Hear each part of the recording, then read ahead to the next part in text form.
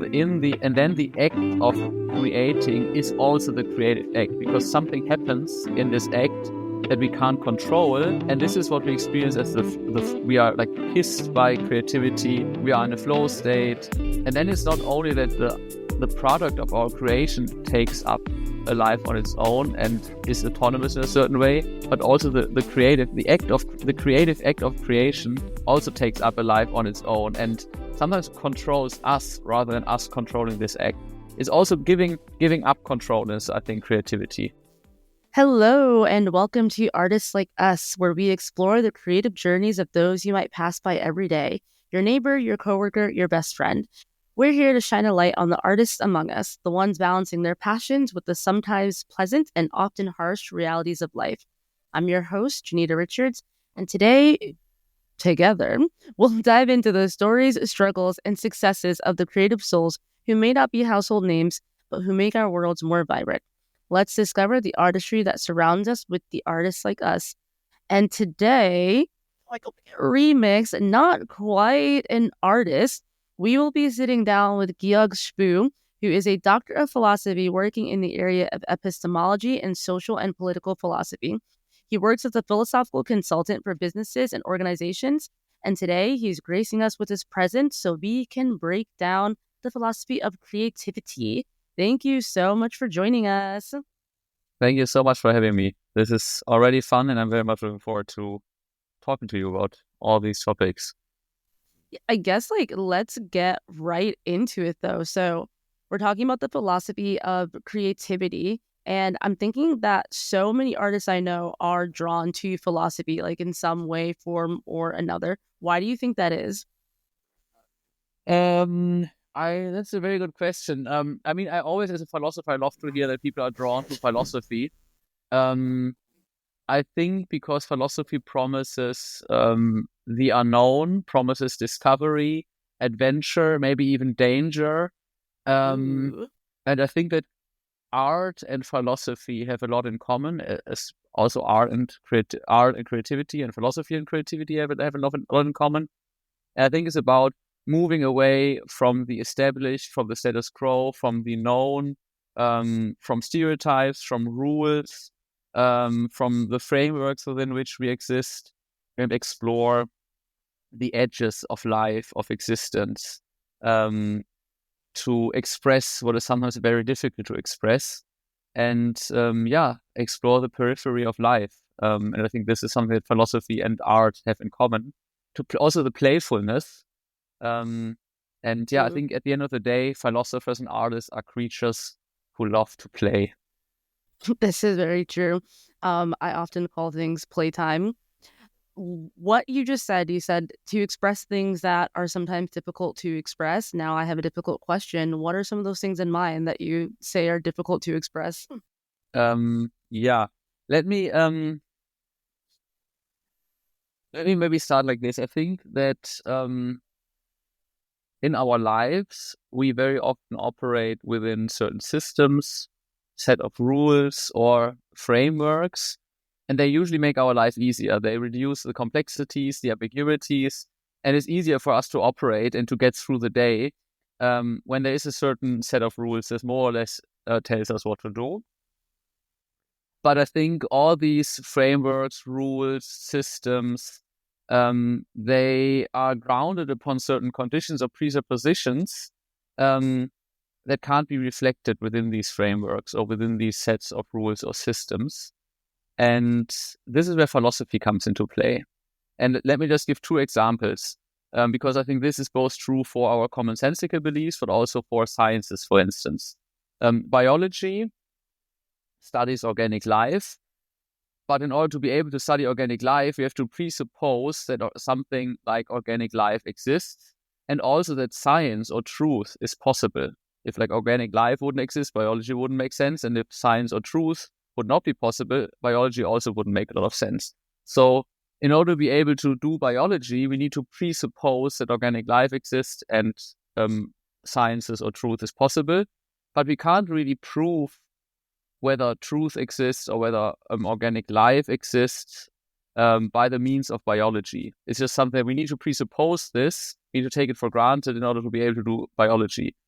And if somebody questions there being organic life or truth is possible, then philosophy comes into play. The same with commonsensical beliefs. Like, we believe that we are conscious beings. We believe that there is a world out there. But if somebody challenges this notion and says, actually, we cannot be certain whether there is an external world independent from our perceiving the external world, then we are puzzled, and we have to go beyond what we just on a daily basis take for granted. So in a very abstract sense, I would say all that is unknown to us is what lies beyond the frameworks and the structures and the systems within which we usually operate. And it is very, very difficult to express this because our linguistic, intellectual, mental systems, they allow us to think and to express things. If we go beyond that, then we have a very hard time to think and to express these things that are beyond the established frameworks. And then things get a bit messy and difficult and complicated and abysmal even. And the world turns upside down and we don't know what's happening. And I think this is when philosophy, but also art, starts. So more concrete examples: does the external world exist? Does truth exist? What is death? What is existence? What is freedom? Does freedom exist? These are just some examples for the unknown or what is difficult. And there's never an ultimate answer. For some of the questions of sciences, there's always an ultimate answer. We can prove something and then we can disprove something else. There are many attempts in the history of philosophy to prove or disprove, for instance, freedom or life after death, but we never know this for certain, and this is the fun of it, but sometimes it's also the frustration of it. Yeah, it's I was going to say, how do you even, no, not how do you study, because it makes perfect sense how you can study something like this, but how do you get graded on things like this when you went through university, and then I don't know the exact structure of getting your PhD. I don't think there are grades. So yeah, it's purely subjective, and it's basically based on whether I like or dislike a student. No. Oh, great.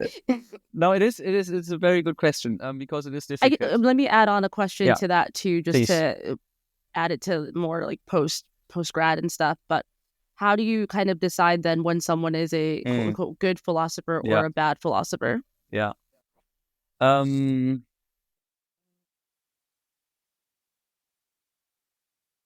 think it's about consistency and transparency of an argument. If you can read a text, for instance, and the language is very clear, it's very consistent. The different arguments are developed from one another in a very organic way. It's easy to follow. It makes internal sense. Then I would say it doesn't necessarily mean that this person is a great philosopher, but it's a very important first step. But yeah, I think it's true. As soon as you enter the more creative world of philosophy that lays beyond, I know how to write, I know how to present an argument, it is very hard to grade this. Yeah. I think it's a little bit like how we relate to the canon of philosophy, how we situate ourselves in the history of philosophy. But there is no standard or criterion of truth or success or anything like this, because if there was something like a standard, this is our standard of philosophy, then philosophy would also presuppose something as a criteria or standard. And I think the point is to always question something like this. So at the end of the day, there is no objective criterion what is good or bad philosophy. I love that, and I also assume that sounds like super frustrating. But I definitely operate in a very gray area. I'm always like, but I have a blog post on my Substack, and it's titled like the artist is there, like, ask questions but not necessarily answer them, just kind of bring more questions out into the world. And that's kind of how I feel often, where I'll just kind of throw things out there and I'm like, hey, I don't have the answer, I'm actually just wondering.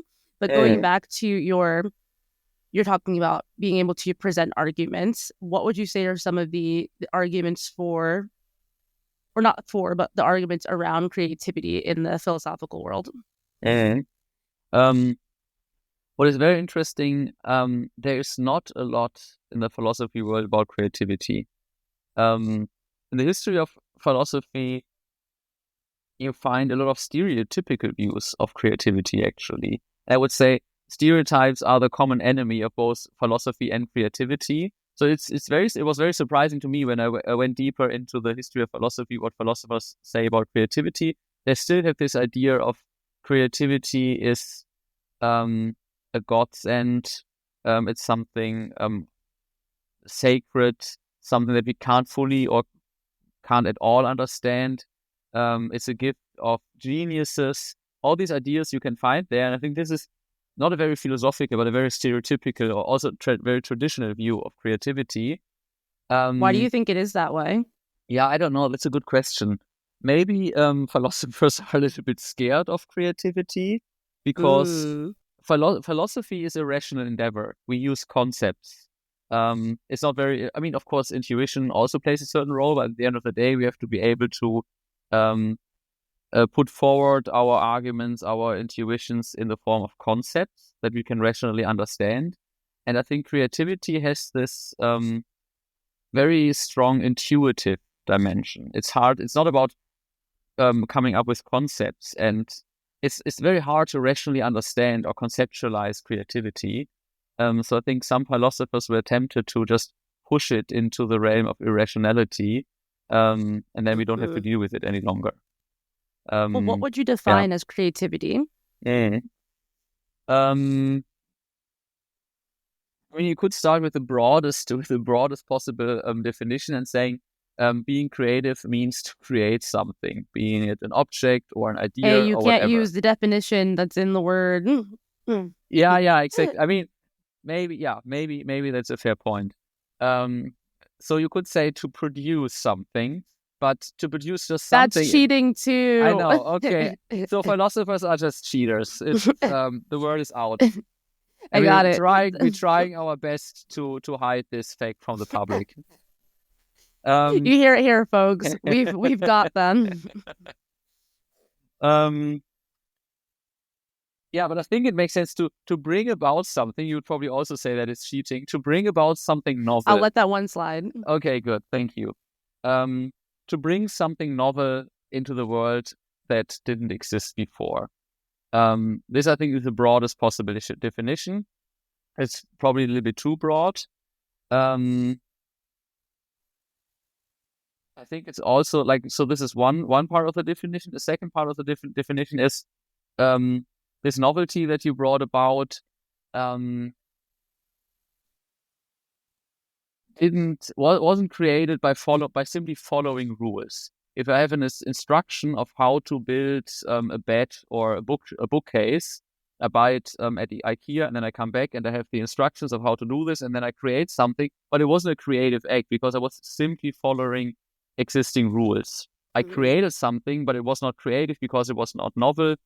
Somebody came up with the idea, gave the rules, and I just followed the rules. So I think it's about creating something novel. Mm-hmm. So you're drawing a line of difference between creating and creativity. Yeah, I would say all kinds of creativity create something, but not all creating is creative. Ooh, Yeah. okay. Let's get into that. Because it is human to create. We can't not create. Right. I mean, the birth of human existence is a creation, and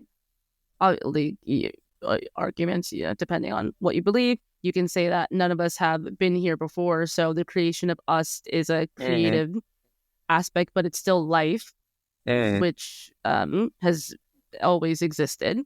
So yeah. Would you say that giving birth to a child is a creative act? I don't know. So I think about this not a lot, but sometimes, because I remember once long ago, maybe doesn't matter how many years ago, maybe 7 years ago. I still try to find the time. I was definitely still on the fence, like, I don't know if like kids are something that I see in my future. And I was talking to a friend, and we were just obviously talking about life, love, the pursuit of happiness, and I was talking about being an artist as well, and then he said, well, what's what's a bigger creation than like creating life? And I said, Mm.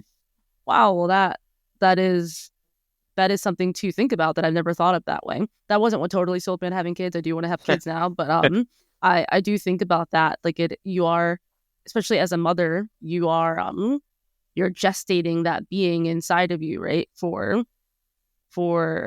however many weeks that happens to be. Mm. Um and it's something so unique to everyone. You feel like this, or hopefully you feel this very intense, very different bond, and people will feel that different bond like with different children that they have as well.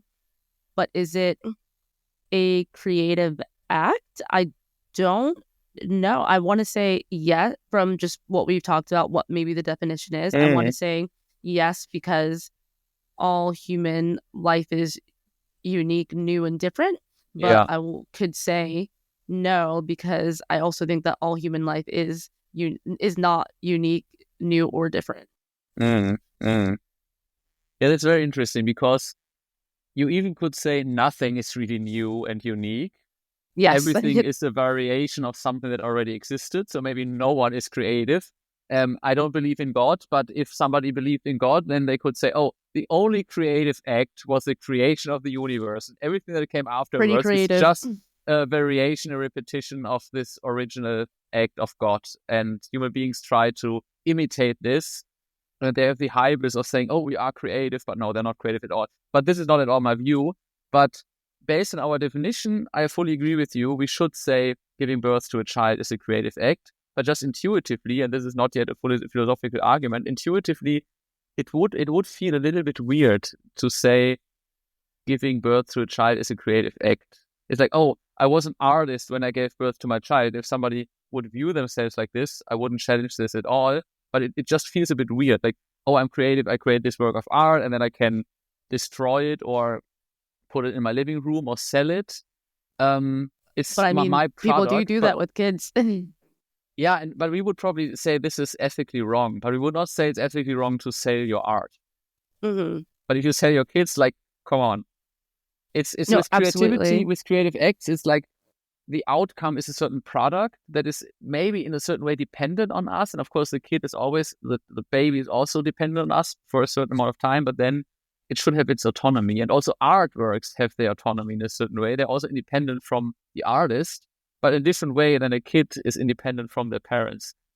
But are they? Like so as we were talking, I'm thinking that maybe the creative act of childbirth and childbirth is not the act of giving birth or what came Mm. before the giving birth, but is in the actual rearing of that child, and Yeah. where and you're still not creating that Mm. child though, because that child has its own autonomy. But how you related it to art, like once you make this, once you start making art, I'm sure all artists can relate to this. You may go into it with I want the end product to be this, and I want it to Mm. have this message. And somewhere along the line, it takes on a life of its own. You're just like, Exactly. oh, I didn't mean for that to happen.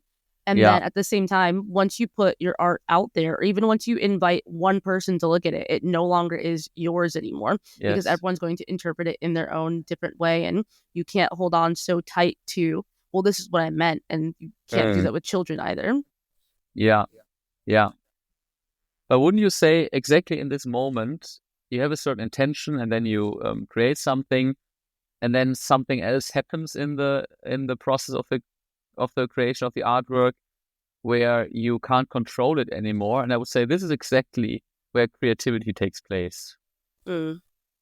Um, yeah, I think creating something with a certain intention and then simply bringing about this intention, I don't know whether I would view that as a creative act or process.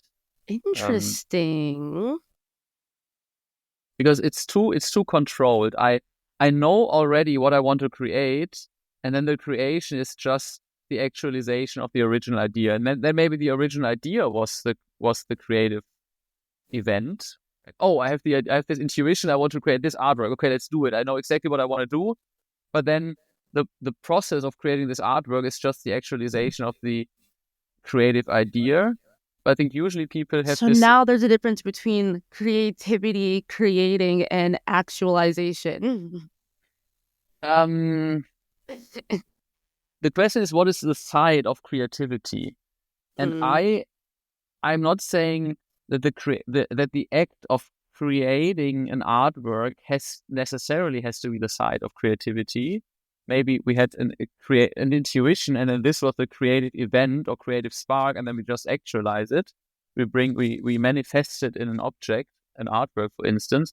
But I think most of the times we maybe start with a certain idea, a certain plan, a certain intuition, and then this intuition gets lost in the way, or we transform it. And and then the act of creating is also the creative act, because something happens in this act that we can't control, and this is what we experience as we are like kissed by creativity. We are in a flow state, and then it's not only that the product of our creation takes up a life on its own and is autonomous in a certain way, but also the creative act of creation also takes up a life on its own, and sometimes controls us rather than us controlling this act. It's also giving up control is, I think, creativity. giving up control. Creativity is giving up control. Interesting. I have to say, I mean, I'm a philosopher, but as you were saying, I don't know, I wouldn't consider myself an artist, and maybe what I've just expressed is a stereotypical view of what an artist does. I don't know how you feel about this. Maybe you experience um, being creative and creating something like a play differently. Well, I do think, of course, I think that is a stereotypical, like the burst of, and then Exactly, you get that and you exactly. have to start just Yeah, doing it. But yeah. there is like, I think a lot of artists struggle with finishing things. And so Eh, sometimes you do have to take control of your creativity in order to like get something right. done Yeah. and actualize Mm, it. mm, And it can be extremely difficult because you have to harness this thing that is just trying to get away from you all the time. It's trying to consume you and also trying to escape you at the same time for whatever reason. yeah, And you're like, yeah, why aren't yeah, we yeah. on the That's very same page? interesting. Yeah. And like writing a novel is something that many people like make outlines and outlines and outlines of before they even put their pen to paper, because once you start you can just get so lost, but not in a good way. Like it often feels Mm, very um paralyzing because you haven't planned anything out, and it's like, well, what do I do now? How do I get to the end? And you can't get to mm, the end. um Someone, I was talking to someone the other day, episode coming soon, and he was talking about how like George R.R. Martin, like dreamed of dragons basically, and then brought that to life, and then we're all just basically living his shared hallucination. But writing something like Game of Thrones, or that, I don't know if that's what the series is called, or if that's just what one of the books is called, but we know it as Game of Thrones, mm. requires some serious planning. Like you can't just sit down Right. and Yeah. just go at it. But would Yeah. we not call that process something creative? I do think it's a bit of a science. It's super Mm, methodical, mm. because it has to be. Yeah. Yeah.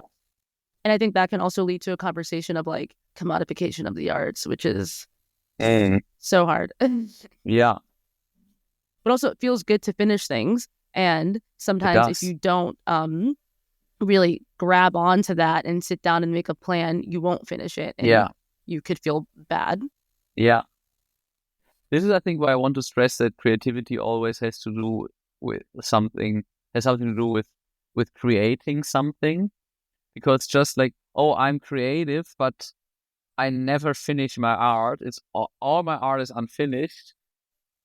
Mm-hmm. I don't know. I don't know whether we could. I mean, yeah, maybe the person was creative in a certain way, but I think creativity has to finalize itself in a certain way in a product. Like, of course, not all the time, and I think sometimes it's very important to you start something and then you're not able to finish it, and then this is part of the journey, and you couldn't have finished the actual final product, a novel or a play or whatever, Mm-hmm. without interrupting other earlier attempts. But I think it's important that that there is at some point a product that finalizes the creative process. And what you said earlier, I think it's also about finding a balance, because if you're in control all the time, you know exactly what to do for what purpose, then I would really say, where's the creativity? Then you could just teach how to be creative. You can write a rule book. Here, read this rule book, follow the rules, and then you are creative. And I think this is intrinsically paradoxical. When I'm simply following rules, I'm not creative. I'm not bringing about something new. But we also need control, as you were saying. We need discipline. It's hard work to be creative. But I think we also need this letting go, giving up control, being guided by intuition. So maybe it's about finding a balance between control and giving up control, and so on and so on. And maybe balancing these two extremes is maybe also part of the creative journey. I don't know. With you saying all of that, the question kept popping up in my head is like how much does being creative, how much does creativity matter if you can't implement it, you know? Like there's you kind of can say that about being smart. Like it doesn't matter if you're smart if you don't have the hard work to go with it. Like there are a lot of smart people out there. So it's like, it doesn't really, you could be the most creative person in the world, but if you don't come out with a product or not, product sounds a little bit capitalist, but whatever it is. Yeah, like it sounds like a commodity. Yeah, but if you don't actualize that creativity, like, does it matter? Or you just like, it might be a little overrated. It's like when people are, and I think people also do this too, because it's like a fear-based thing. When people are like, oh, I'm just not inspired. It's like, it doesn't matter. You have to sometimes like fake inspiration to get to the actual inspiration of it all. Like if especially being an artist is your job, or if you just want to feel good about creating something, you have to like synthesize that inspiration. So you have to like sit down, invent some sort of ritual for yourself, trick yourself. What is that word when you trick yourself? Like a placebo effect or something. That's not the word I'm looking for, but close. Auto suggest? No, I don't know. No, synthesize. You have to synthesize inspiration sometimes. Many words, but it's like maybe creativity doesn't matter. So matter maybe seems like a rough word, but maybe it doesn't matter so much in the grand scheme of like being able to call yourself an artist and call yourself a creative person. I mean, we could push. I think I agree. And if there's never, I mean, it sounds, as you were saying, very like we need to create products or commodities that we then can sell on the market, and only what sells on the market is good creativity. And we probably wouldn't say that, but there has to be some sort of output or product, or let's say creation, maybe. Because if there's not a creation, then creativity is just an attitude. And I think being able to have like to create a creation, it also means to give your inner attitude of creativity or your creative energies an expression that is independent from you and that can have a certain autonomy. I just read a text in a text yesterday. It says something: you have to become a stranger to yourself in order to be able to be aware of yourself. And creativity in a certain way is having a creation. It's not just a variation of yourself, but you create something that is like an alienation of yourself, but you need this otherness to be a person maybe, and also maybe to be creative. So if we are never able to create a creation, this otherness of our creativity, then maybe our creativity after a while would dry out, because it has to live in the outside world as well. It cannot just reside in our soul. Are we gonna like lose meaning of the word creativity by the end of this? And creative, we're like saying it so many times. Yeah, maybe. And because you asked, I think, the very good question: why would creativity matter if there's never a creation? And one could even ask, like, why does creativity matter at all? Like, we kind of take for granted that, it's good to be creative. It feels good, it's fun, it's playful, we explore life. And I think this is all true. But why? Why would we care? Why? Like, somebody could just say, oh, I'm not creative, I'm just following the rules, I have a 9-to-5 job. I live in social conventions, I embrace the systems in which I live, I am not creative. and they have the best life. And people who are creative, they just suffer from the inability to live within a system. And creative is a fancy word to make them feel better about themselves. I mean, I don't really mean it, but I do think that some people do feel that way, and I kind of think that's okay. I really have gotten to the point in life where I think that everybody is kind of not slotted, because I think people can move around or whatever, but I think that a lot of people are okay with the way that they live their lives, and that's okay, you know? And if you feel like following the rules and doing things as they are feels good to your life, then I think that that's great. I have a close friend like that, and she understands that I'm like an artistic weirdo, and we were talking about something once. She's like, yeah, I don't envy you. And I was like, yeah, you know what? I kind of envy you. Like, yeah, it right. just seems so nice. Yeah. But does creativity matter? That was the question that we were asking. What I was thinking when you were saying that is that it is a natural human instinct to create. Yeah. I don't know if to be creative is one, but to create, all humans want that. I mean, and we can go back to creating life for that, like we all, like, it's a very biological thing of wanting to leave some part of yourself in this world after you've gone on.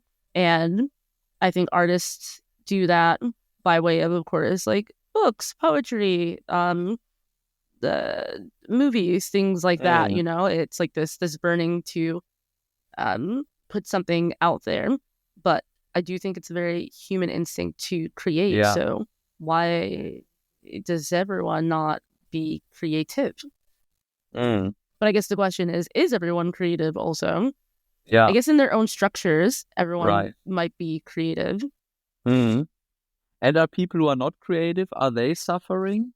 I mean, it could be deemed very easily as everyone arrogant. is suffering, right? Okay, everyone is suffering. We're all suffering. But are the people who are not creative suffering even more? Or are the people who have this creative instinct, do they suffer actually more? Because they're always trying to strive towards this maybe unattainable goal of the unknown, bringing about this novel, unique creation. And if they can't make it, they feel bad and they suffer and they feel all this pressure of, oh, I need to be someone who is able to bring about this unique creation. It's so much stress. But I would also say if you never have this inner urge of going beyond, of questioning things, of really, playing around, of being weird, probably also not the best thing. I think we have, as human beings, we have two, I would say, like existential tendencies. One is to withdraw from the world, to abstract from everything, to just be with yourself. And the other direction is the exact opposite, like an outward direction of I want to explore, I want to discover. And this is the creative tendency or energy or direction as well.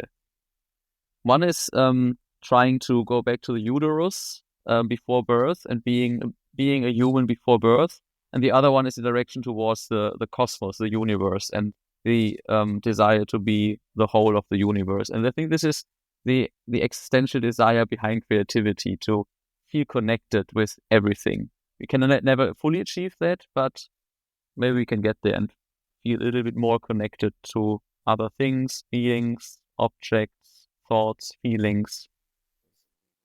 Well, there's the stereotype as well that more artists are people who are prone to things like depression, and I think someone had said, or maybe some artist had said, just like it's just like being too sensitive for the world as it's set up. And so I wonder if, like, you have this whole other sect of artists that are withdrawing from the world but expressing their creativity. Yeah, like when you especially when you say like wanting to go back into the womb, I think that sounds like a safe place for a lot of people. Like for most people, nothing bad was happening there, right? So yeah. I think that there's definitely an artistic that's a good point. sphere of Yeah. that. Yeah, that's very interesting. Yeah. I agree. I have nothing more smart to say about this. I think that's an interesting point. Maybe it's more, exploring the periphery and the edges. And one is like the cosmos and the other one is the womb. And we are kind of living in balance and disbalance between these two extremes. Oh my goodness, the cosmos and the womb. I mean, wouldn't you say the womb is a cosmos of sorts? Yeah, and the cosmos is a womb of some sorts. Yeah. Maybe these two extremes, at the end of the day, they are simply the same. And maybe when we are dead, or when we are extremely creative, when we are at the peak of creativity, we realize, oh, these two extremes are actually the same. Maybe that's just what we needed to figure out right now, is that the cosmos and the cosmos of the womb are one and the same, and therefore we don't need to try too hard to go away from one to the other at all, because they just live within us. Yes. Yeah. Well, that's the episode, folks. We figured out life. Actually, we figured it out. There you go. You're welcome.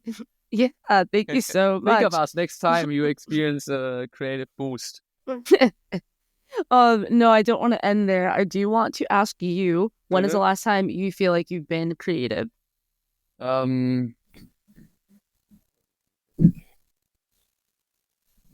It's a bit depressing that I have to think about this question.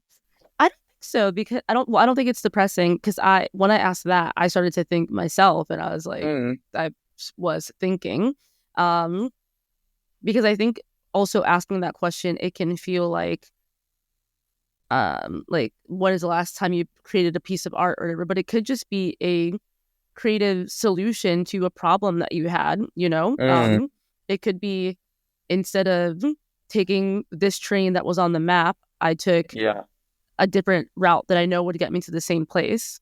I think this morning I was creative. I was analyzing, it sounds a bit boring, the outcomes of a workshop about decision making. But a moment where I felt creative in a more playful way was when I actually wrote this email to you, and you asked people to submit book recommendations. And I sent you this book recommendation, but worded it in this like extreme business bro language. And I had a lot of fun writing this. And it was just like, being playful and doing something that doesn't have a deeper purpose. And this, I felt, it was a liberating experience for me, because I was writing a lot of work-related emails before that, and this was just, it felt like a warm shower. What about you? Well, I'm going to read your email really quickly, just so everyone knows. I did put part of it in the library of the Vibe Check zine, but so this was, I had made a graph, and it was like corny versus cringe, and one was like very good graph. Yeah, accepting and off-putting. And in the corny and off-putting, I put corporates using like human slang or whatever, trying to be relatable, stuff like that. And so Georg emailed me, and he said, "Dear Janita, I hope you're optimizing for success this quarter. I wanted to proactively surface and loop you in on a recent knowledge asset I've acquired, Being and Having by Gabriel Marcel. Despite operating in a low visibility niche, even within the philosophical ecosystem, Marcel holds first mover advantage as the originator of the term existentialism. That's some impressive impact for an under the radar player. I'm highly engaged to extract actionable insights and drive thought leadership alignment from his framework. Let's circle back soon to sync on key takeaways. Best regards, Georg." And then your explanation of that was, "P.S. Corporate accounts using slang are both uncomfortable and corny, so I wanted to try the opposite extreme. Which, yes, I replied, was uncomfortable and somehow very sinister." It's sinister a little bit, yeah. I was like, am I gonna be murdered? What is this? But everybody listening funny. should check out this graph that Janita made. I think it was very, very good and really helped situate different weird phenomena of our culture. Thank you. I really enjoyed this graph. I think it was in the 5th Vibe Check.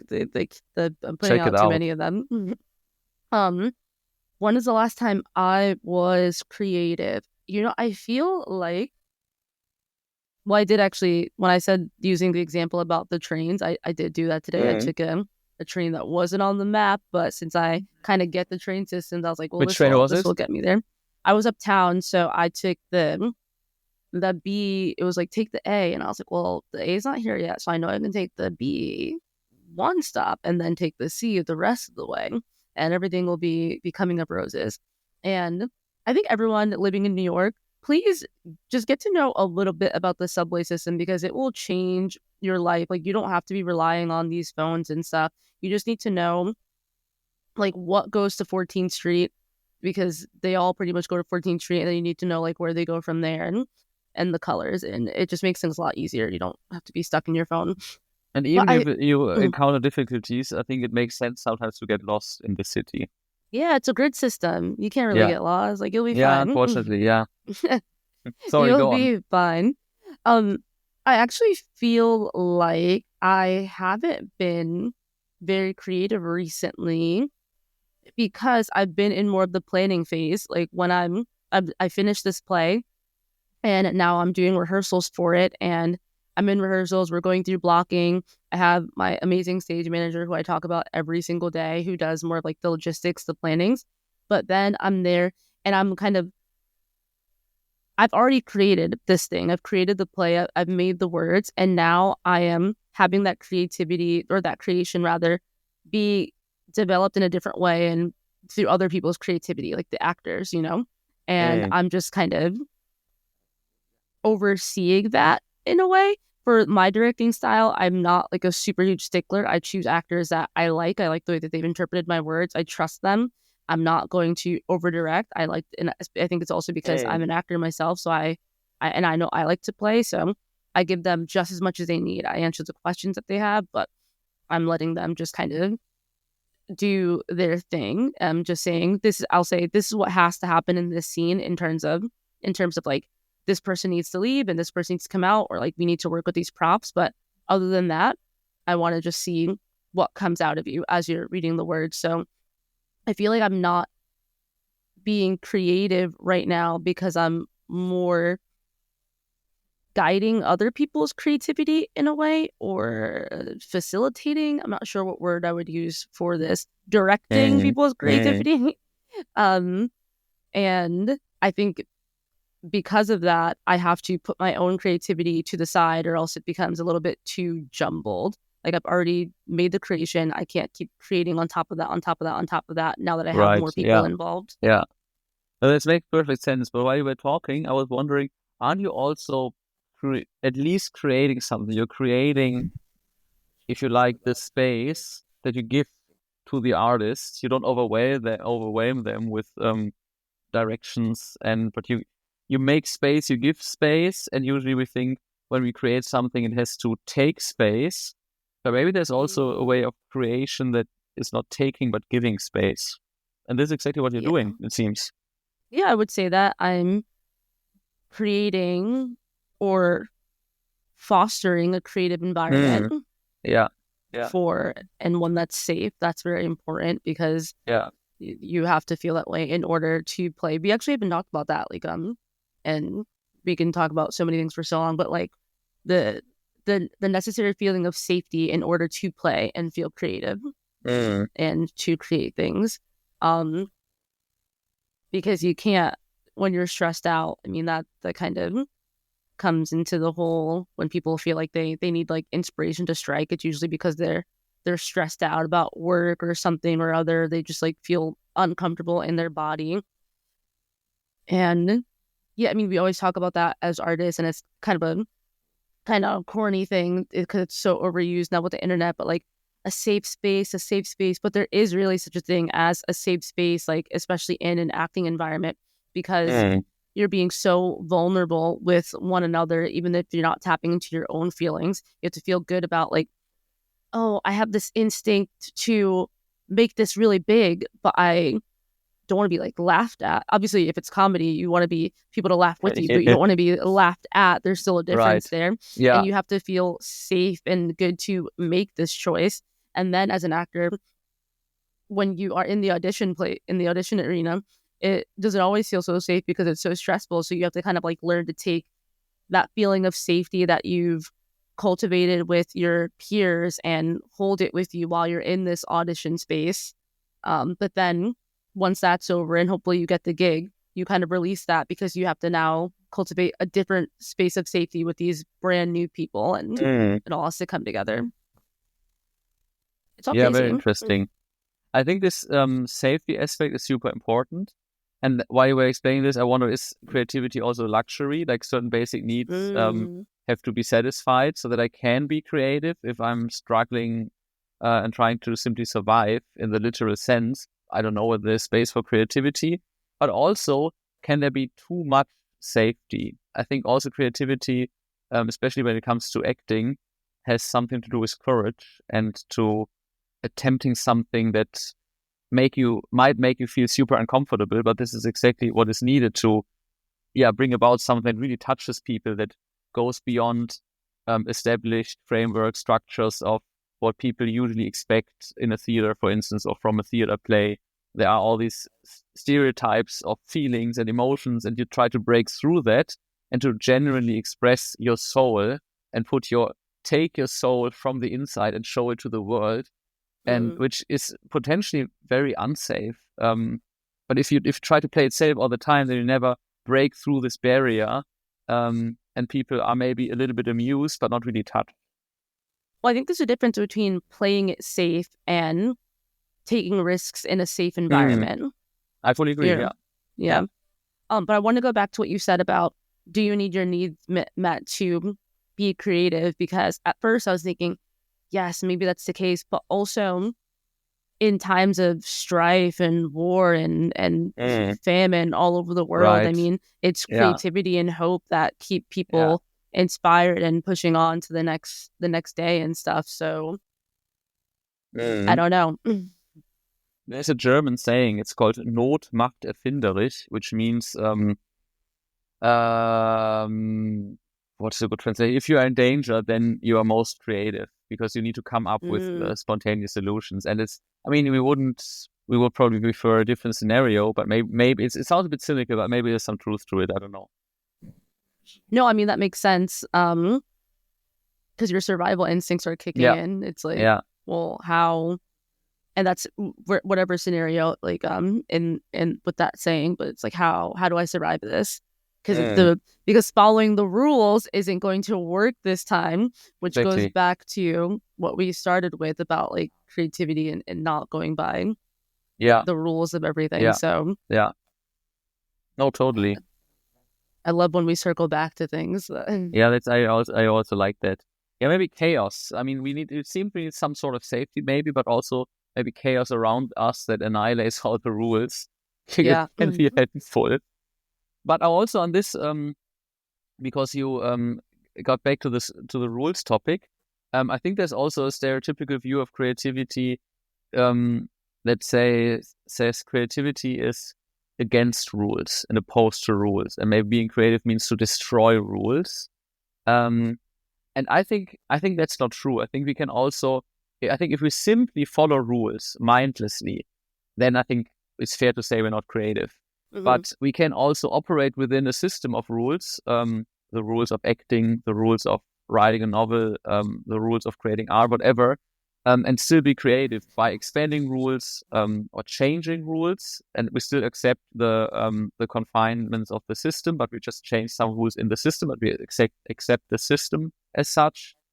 We can combine rules or different systems, or we invent rules from ground up. And I think very often people reduce creativity to inventing new rules and abandoning an old set of rules. And then you have this dichotomy between either we simply follow rules, or we create rules from the ground up, and there's nothing in between. And I think there is a lot in between these two extremes. And I think that's important because sometimes people, I think, stress themselves because they feel the burden of really inventing something genuinely new is just very, very heavy. And I think we can start the bar. We don't have to set the bar so high, and we still can be creative. Yeah, no, I think the rules thing is a major. I mean, when you are creating, I'll talk specifically about acting and writing because that's what I know the most. But when you have like improv, you're given rules, like if you have an improv activity, it's like, here are the rules of this scene. You have to work within that, and you'll get some of the most creative things. I mean, I even wrote like a blog post about, getting over creative blocks. And one of them is give yourself a set of rules to come up with something creative, like only use the letter, like words that start with the letter R, in writing this thing. And then when you're writing a book or a play or a novel or any genre, you have to create the rules of your world, and they don't need to be so like listing out the rules of your world, but you like things have to make sense, and that still gives you creativity in all of that, especially if you're writing something like fantasy and horror, things that are very genre specific.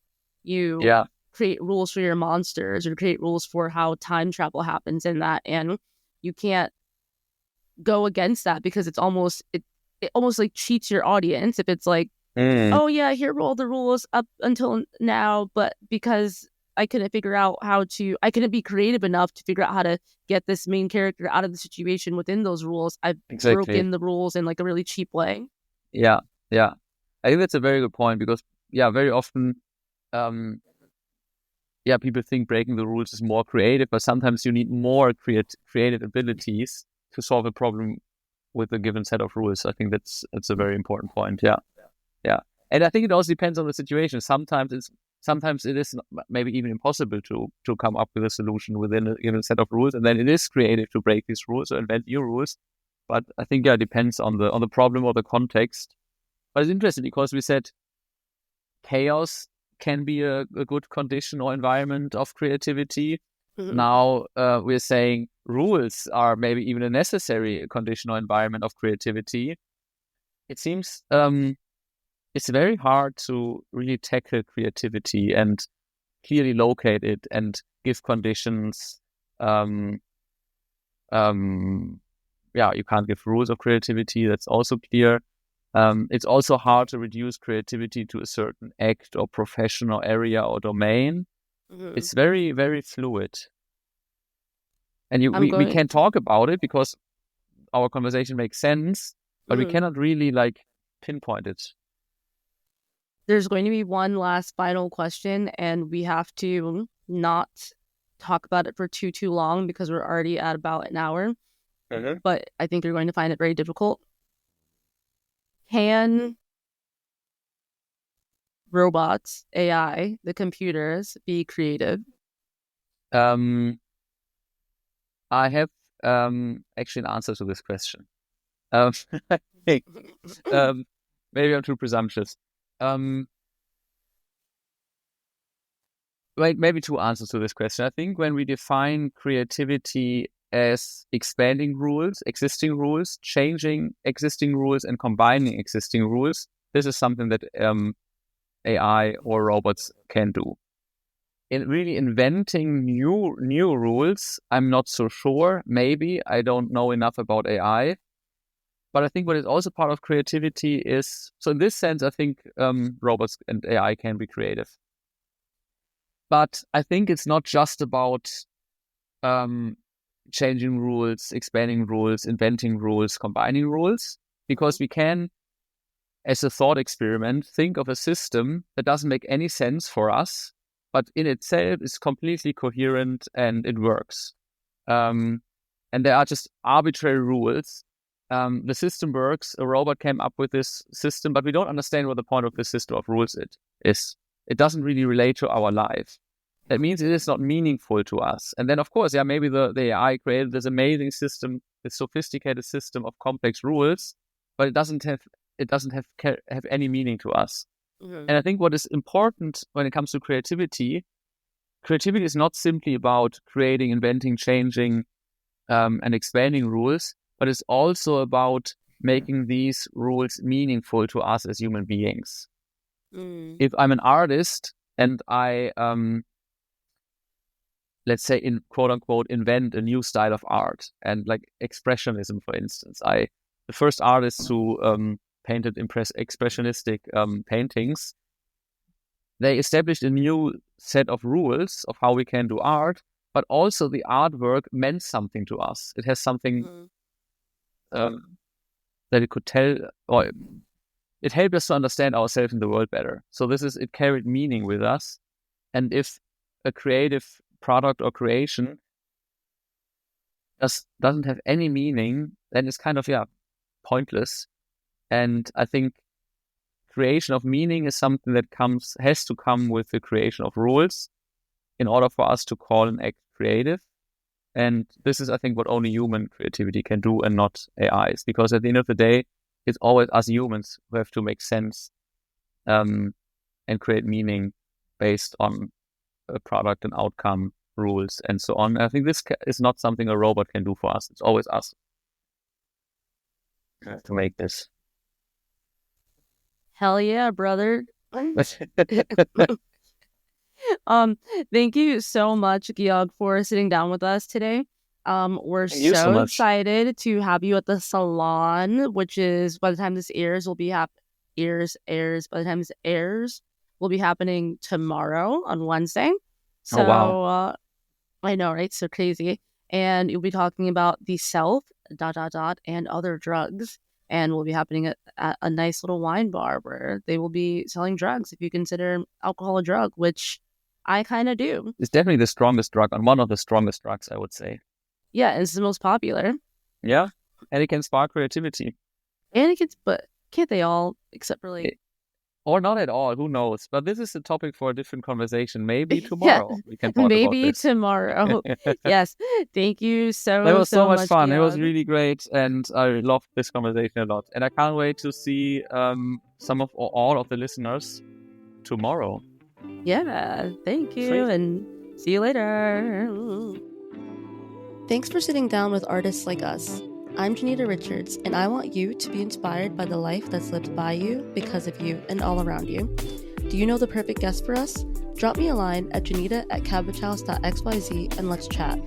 If you're feeling up to it, leave us a review and share with your friends. It means a lot. Stay sweet, sexy, silly, and inspired. I'll see you here next time with another great guest, just as interesting as the last.